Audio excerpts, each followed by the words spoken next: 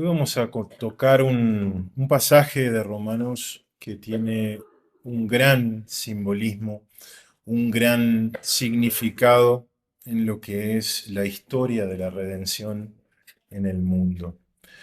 Cada tanto la Escritura nos da un pantallazo desde arriba.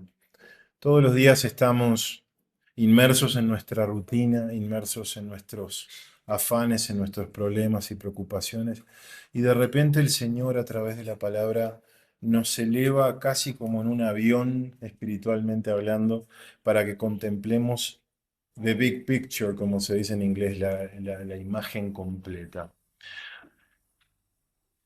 Vamos a abrir el libro de Romanos, capítulo 11, versículos 16 en realidad en delante. Pues esta es la segunda parte del sermón que tuvimos el domingo pasado.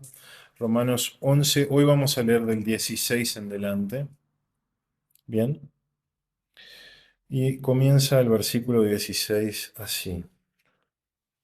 Si las primicias son santas, también lo es la masa restante. Y si la raíz es santa, también lo son las ramas.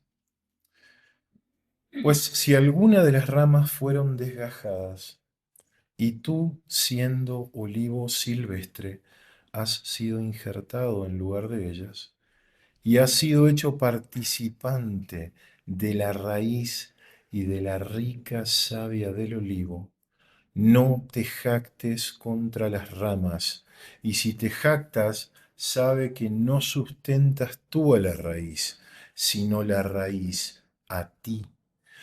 Pues las ramas, dirás, fueron desgajadas para que yo fuese injertado.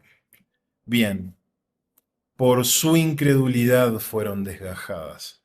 Pero tú, por la fe, estás en pie. No te ensoberbezcas, sino teme. Porque si Dios no perdonó a las ramas naturales, a ti tampoco te perdonará. Pues mira, o mira pues, la bondad y la severidad de Dios, ciertamente para con los que cayeron, pero la bondad para contigo si permaneces en esa bondad, pues de otra manera tú también serás cortado. Inicia Pablo hablando de la raíz, hablando de las primicias. Si leemos el Antiguo Testamento a los hebreos, siempre se les mandó dar la primicia de su campo y de su rebaño. Estas primicias eran una ofrenda al Señor de lo mejor que nosotros producimos. Algo así como lo que hacemos con la ofrenda en forma de dinero el día que presentamos el fruto de nuestro trabajo. Y esa primicia que se refiere Pablo, un poquito más arriba al inicio de este pasaje, esas primicias fue lo primero que hizo Dios en el mundo cuando comenzó a establecer esta casa de Israel. Y fue a hablarle al padre Abraham. Esas Esa raíz santa, esa primicia santa hace que la masa también sea santa. No solo Israel, sino también quienes somos participantes de las bendiciones que se le fueron prometidas a Abraham. Fíjense que el Señor dice a Isaías en el capítulo 51 esto del origen, ¿no? De la raíz y de las primicias de donde nace todo el pueblo de Dios. Oídme los que seguís la justicia, los que buscáis a Jehová. Mirad a la piedra de donde fuisteis cortados y al hueco de la cantera de donde fuisteis arrancados. Mirad a Abraham vuestro padre y a Sara que os dio a luz, porque cuando no era más que uno solo lo llamé, lo bendije y lo multipliqué. ¿Y por qué miramos a Abraham? Porque Abraham era un pagano, Abraham era un hombre que venía de una familia idólatra. No era un tipo que uno dice, wow, qué santidad, qué ejemplo. No, el Señor en su gracia decidió hablarle y le dijo que saliera de su casa, de la casa de la parentela, porque Él le iba a dar una tierra que era especial para Dios. Y lo único que dice es que Abraham creyó a Dios y su fe le fue tomada por justicia, por haber confiado. ¿Bien?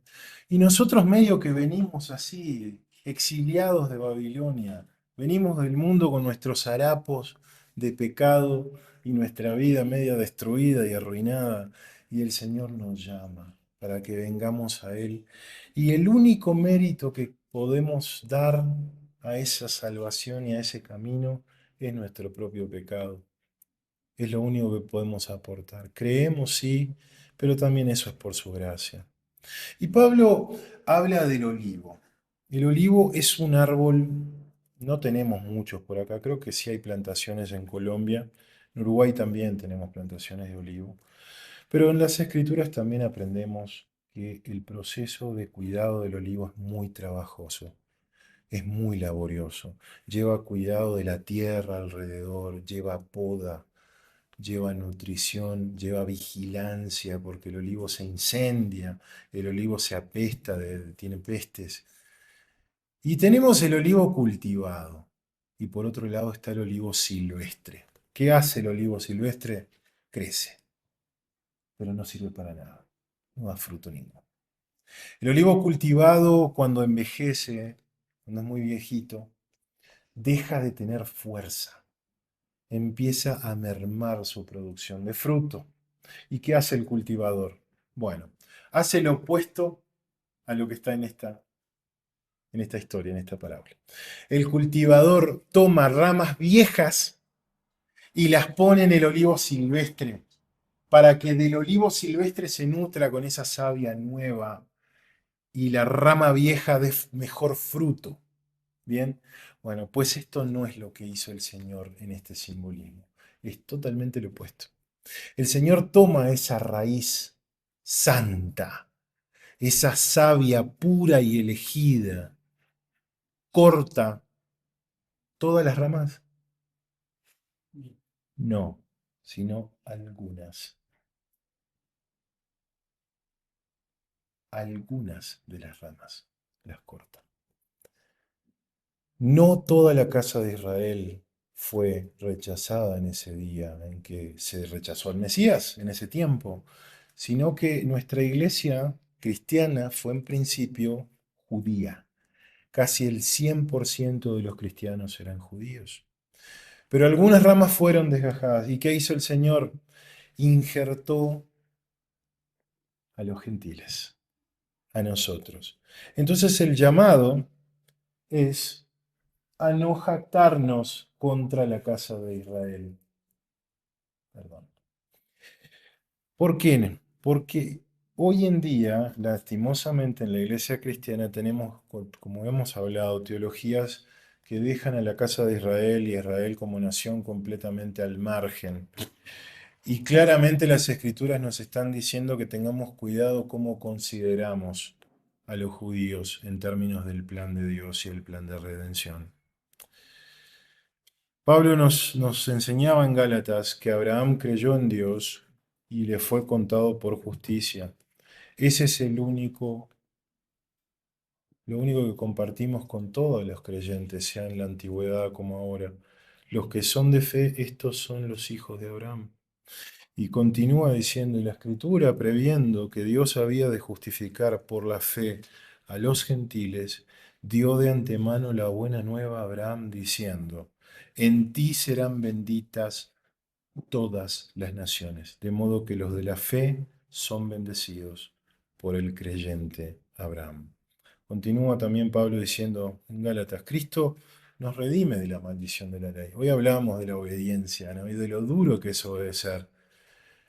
Imagínense si tuviéramos que vivir la ley de Moisés y todo el régimen ceremonial que está en el Antiguo Testamento el día de hoy los gentiles. Cristo se hizo maldición porque está escrito, maldito todo el que es colgado en un madero, para que en Cristo Jesús, la bendición de Abraham alcanzase a los gentiles, a fin de que por la fe recibiésemos la promesa del Espíritu. No hay lugar para la soberbia, hermanos. Los judíos no fueron rechazados por su etnia, por su nacionalidad, por ninguna causa, sino por incredulidad. Y es por lo mismo por lo que nosotros seremos rechazados. Si ellos, teniendo la promesa de los padres, fueron rechazados por la incredulidad, el hecho de que nosotros no hayamos tenido esa promesa no nos va a hacer diferente. Seremos rechazados por el Señor de la misma manera. Por eso el Señor, Pablo dice que debemos temer. No es un temor de miedo, sino es un temor reverente, es un temor, un respeto que evita la jactancia y la soberbia.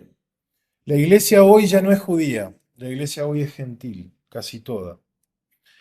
Y está llena de apóstatas, llena de herejes, llena de gente soberbia que rechaza la autoridad de la Escritura, que se para en el púlpito a predicar sus propias impresiones, sus propios sueños, sus propias consideraciones sobre la política, sobre la sociedad, en vez de someterse completamente al señorío de Cristo y a su palabra.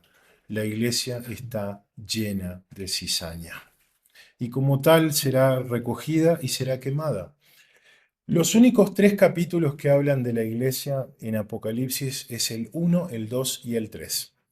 Después la iglesia ya no se menciona por todo Apocalipsis hasta el regreso del Señor.